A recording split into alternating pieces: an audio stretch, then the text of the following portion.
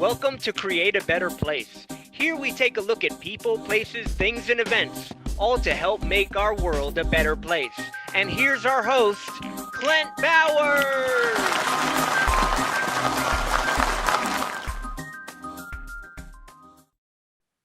Hey everybody, and welcome to Create a Better Place. I'm so glad you're here, and I'm hoping you're staying safe right there in your home during this holiday season.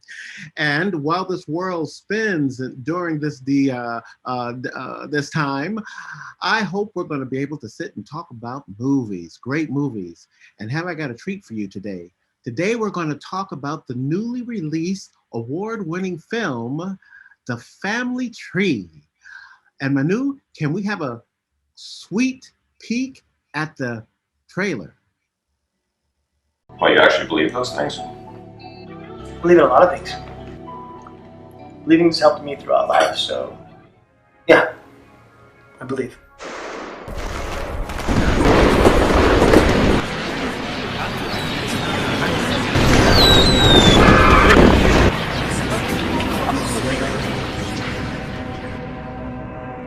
This is not the city to be both homeless and penniless. Now, what does it say? What, this? Yes, that. Nothing. Most of those things say the same thing. Sorry, you gave me your name and I forgot it. Are you related to Dionysus?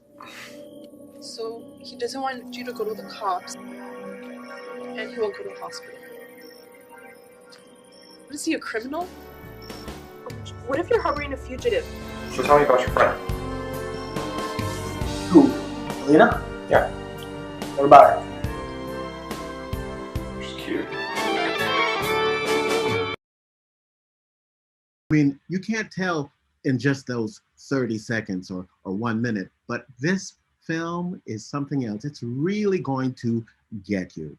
You'll have to get your box of Kleenex out, I'm telling you. It's a wonderful, wonderful holiday movie, full of love.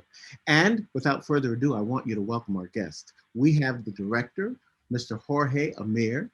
We have the cast members, or two of the cast members, Michael Joseph Nelson and Anais Lucia. These two wonderful people are coming in right now.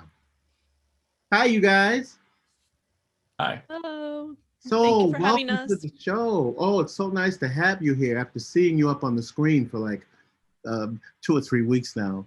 You are wonderful in this movie. How does it feel to be so, to win so many awards? Pretty good. Not bad. I know, it's great. Yes, I know. And Jorge, now listen, you have to explain to us. I know you've won 28 and counting awards for Best Actor, Best Actress, Best Director, Best Film, Best Glad. Tell me the awards you've won and tell me about the ones you're slated to win. Sure. Thank you very much, Clint, for having us today. You know, in these pandemic times, interesting enough, this film was actually supposed to open at the Cannes Film Festival this past May 17th, but the festival actually got canceled. So we had to reroute the strategy of the film, and we entered it into a few film awards and festivals, and then the film just, to my surprise, started winning awards right and left, and we have accumulated 28 awards, 9 nominations, and right now we are an official entry to the Oscars for next year, the Spirit Awards, the Golden Globes, the Peabodys, the AFI, the NAACP Image Awards, the Peabody Awards, and we've got 40 other awards that shows that we're competing on. The film just came out in theaters this past November, and we just came out on DVD this past December 8th, and also on digital platforms.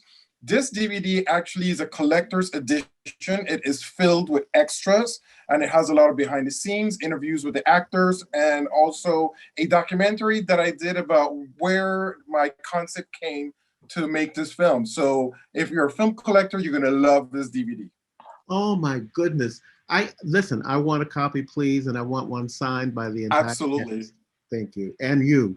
So tell me, Jorge, what kind of challenges did you have making this film? I mean, locations and tell me what kind of challenges you had. Well, let me see. I lost my a previous actor the day before we were scheduled to start shooting. So that's a major challenge right there. But as destiny would have it, I found Michael Joseph Nelson. We literally had to stop the shoot and reconvene. And then I did a casting and I found Michael and we had coffee together. We spent literally 5 to 7 hours, I don't remember, just talking away about the movie and the story. And there was just this instant synchronicity about the character and where the movie needed to go. And, I'm just one of those artists that is very important for me to trust the people that you collaborate with. And he was built and made for the role that I created, which is absolutely beautiful to see when, as an author, you write material and then you see somebody who literally personifies your writing. It was absolutely spectacular. And I'm very proud of him and Anais and Keith Ronke. Unfortunately, he wasn't able to meet us, but this is Michael Joseph Nelson's official film debut. And now he's an award winner because all three of them actually are award winners after this film. Keith has won 2 awards, one in Sweden, and Michael has won 1 award and 2 nominations, and Anais just won Best Supporting Actress at the Culver City Film Festival last week. So, great things are happening for everyone involved. Yeah. Congratulations, Anais. Congratulations, Michael. Anais, I want to ask you. You were like the glue that held this stuff together. These characters. What was your process in navigating between the 2 men to? Well, I don't want to have a spoiler alert here, but I mean, how did you manage to keep your way with these 2 men? I mean, they're both great men and just great actors as well. So, just working alongside them, I think helps me hopefully be better. And I think, it was a combination of, drawing from my own experiences, with the character, kind of what Jorge wanted for the film, the story, and just being in the moment when you're shooting, being there as the character in the story, in the world. And I hope my answer makes sense, but because it's really hard for me to explain my process. So there you go.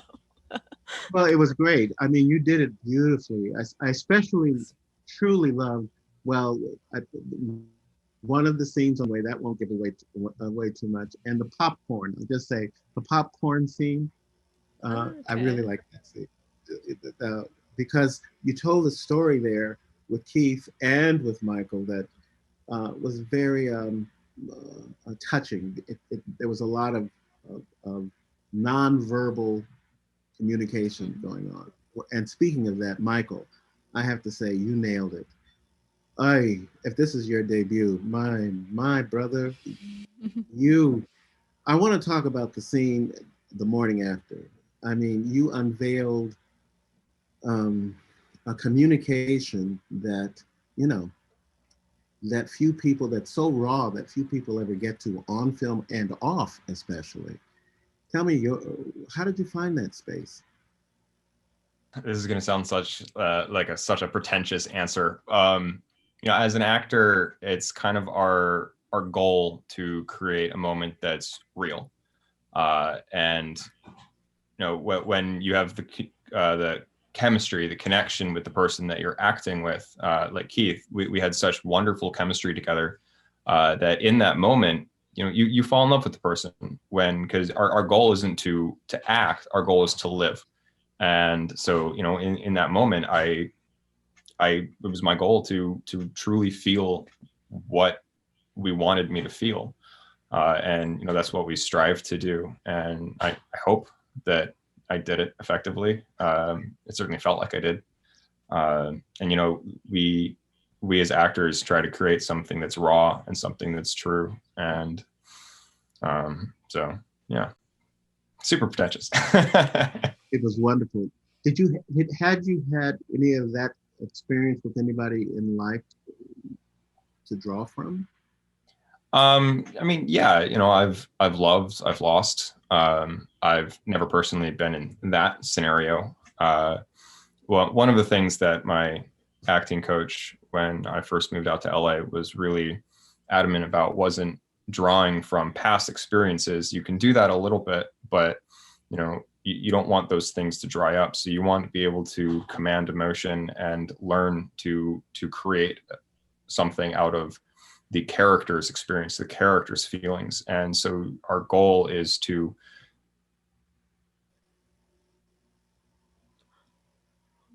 Oh, he froze. So we're having a little technical difficulties, but we'll be right back with Michael. On the tip of his tongue, he was getting ready to tell us, I think, a little bit of Meisner technique, which I'm eager to learn more about. Jorge, I'm with you. Did you allow them, or Anais, did Jorge thanks allow learn you with guys? what I, as Roy, He's back. allow yourself to experience it. Wait, say it. I'm sorry. Hi. You were gone for a minute in a space, Hi. but we have you back now. So you were explaining, I think, a little bit of Meisner technique, or maybe.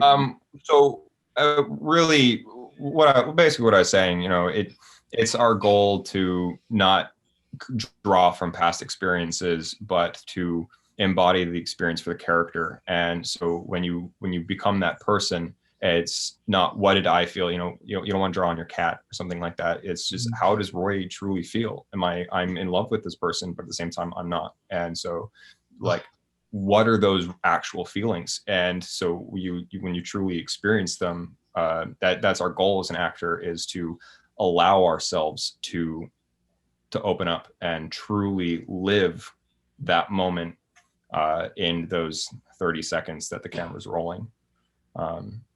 So that's my goal. That's my hope. Well, you made a home run, or you crossed the finish line and then kept crossing them, because it started at the table. And again, Jorge made me promise not to do any spoiler alerts, but I'm just saying, moment after moment after moment, all three of you, from the time the film started, really, but when you came as your character, moment after moment until the film ends, it's nothing but home runs. So I want to ask, the last question I would like to ask is, did Jorge allow you guys to improvise? Very much so. Yeah. We have the script that we followed pretty heavily, but Jorge wanted us to just embody the moment, live in the space, because that's where true moments come from. And I know Anais and I had several of just, these are true raw moments, especially Keith too. When you're working with an actor, that two of you are in so much sync that when you feel something, you just go with it.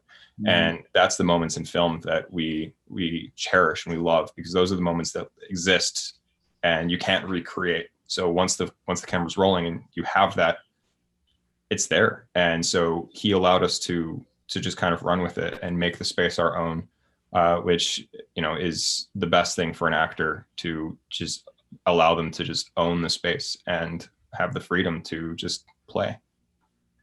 So wonderful. And that's what you did. I want to know how you all felt about Jorge as a director. I'm putting him on the spot. How was he as a director? Nice. Mm-hmm. Wonderful. I'm passionate for sure. I think that's one thing that that kind of drew me to the project and to him, is I could really see, his passion and just the love for, the story and, how just for everything. So, so sorry. I don't want to go too long. No, I understand. But my producer has given us a little bit of leeway, and here's what I would like to say though. If you guys have time, I would love to have you back on the show so we can talk more about it, because I'm sure you're going to continue to win more and more awards. The show is going to grow. And as we get through this current time in our history, I would like to have you back as you continue to succeed. Would you come back and join us again? I'd love to, Clent. Yes. Absolutely. Okay, good. And Jorge? Yes, Clent. Please come back. Come back. Yes? Absolutely. Thank you very much for having us. And I would thank love you to my actors too. I want to really thank them because, you know, they've done an outstanding job. And I mean, the movie has crossed borders and cultures and won all throughout the world. And, you know, it's a film. It would not have happened if they didn't put their hearts and souls into it. And they did. And we're seeing the results. And the results are awards from all over the place. And it has something to say about the quality of the movie and how it has moved people. I mean, it has drawn people to tears. Well, you, Clent, every time I talk to you, you're telling me how you cried. And I don't know how many times that has been. I lost count. But, you know, you're not the only person. So I'm moved whenever you make something that's special, that move people so dearly, and it has that heartfelt universal connection, you know you've really created something special that is going to supersede all of us after we're dead and gone. And that's my hope for this movie. Well, you did it, and you're right. I cried a lot because, as Michael said, when you have those moments, you create as an actor those moments of truth. And when you see truth revealed, and it's the kind of truth people don't want to necessarily or want to say, but they can't, or you know, when you find actors get together, and I'd like you to use these three actors or in other stories. Comedy. Absolutely. They were amazing. They were amazing to work with, and in a New York Minute, all of them. Please. Yes, I love them. More narratives for these guys, that the chemistry is just on fire. Yes. Well, ladies and gentlemen, thank you. This takes up our time for Create a Better Place. This film certainly does create a better place. Next week, we're going to have Marcus Mazzell, who is also a wonderful independent filmmaker, and it's a thriller. And so it's a trio of a different kind, with a female detective who is trying to catch her criminal or not. Here's a little preview of the trailer. What specific plans do you have upon release, if we grant your parole? Don't forget you had me protecting you in there, man. You owe me. That plan you talked about, let's do it. It's life if we get caught. We're not getting caught.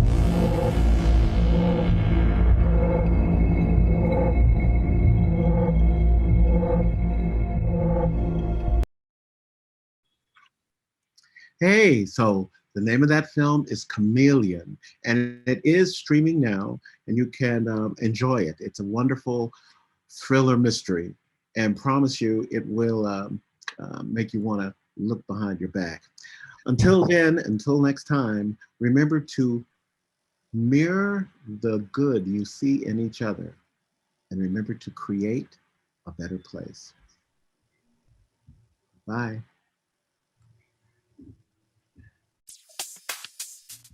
Welcome to Create a Better Place. Here we take a look at people, places, things, and events, all to help make our world a better place.